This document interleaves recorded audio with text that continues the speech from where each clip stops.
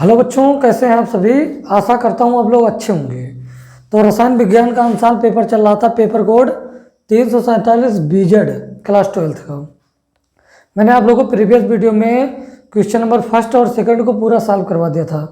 यदि आप देखना चाहते हैं तो आप लोग प्ले लिस्ट में जाके देख सकते हैं। इस वीडियो में मैं आप लोगों को तीसरे का खा नंबर से सॉल्व कराऊंगा। तीसरे का ग नंबर मैं इसलिए सॉल्व नहीं करा रहा हूँ क्योंकि जो तीसरे का क नंबर है वो दिया है वैद्युत कण संचलन और अपोहन दिया है, जो कि आप लोग के सिलेबस में नहीं है, बोर्ड के सिलेबस में नहीं है, तो इसको सॉल्व नहीं कराएंगे। तो चलिए जो बोर्ड में आने वाले क्वेश्चन है उसी को सॉल्व करते हैं। तीसरे का खा नंबर दिया हुआ है, इसमें क्वेश्चन क्या कह रहा है ये समझते हैं। निम्न को समझाइए। इसमें दो क्वेश्चन है, पहला मैं लिखा हूँ। क्वेश्चन क्या कह रहा है, उत्कृष्ट गैसों के परमाणविक आकार तुलनात्मक रूप से बड़े क्यों होते हैं।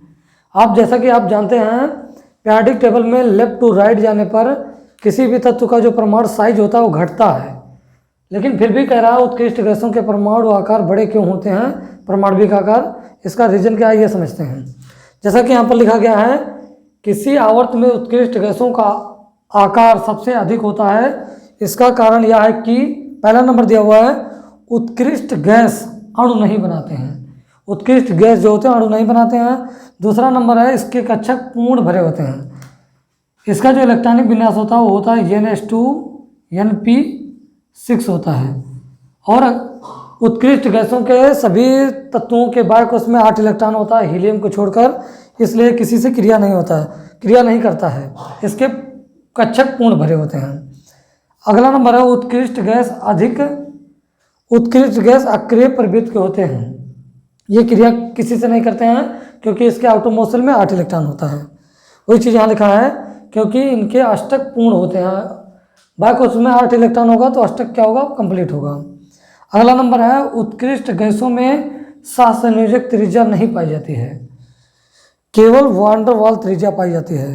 तो जो उत्कृष्ट गैसें होती है उसमें सहसंयोजक त्रिज्या नहीं पाई जाती हैं, जबकि उसमें वान डर वाल त्रिज्या पाई जाती है। तो आइए इसमें समझते हैं हम लोग सहसंयोजक और वान डर वाल त्रिज्या क्या होती है। सबसे पहले समझेंगे वान डर वाल त्रिज्या।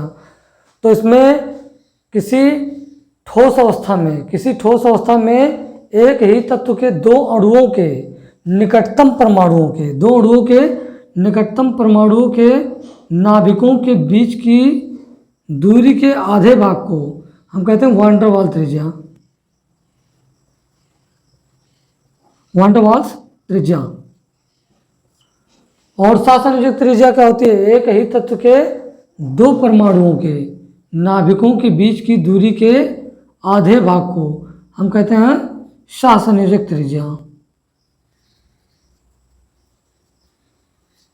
सहसंयोजक त्रिज्या।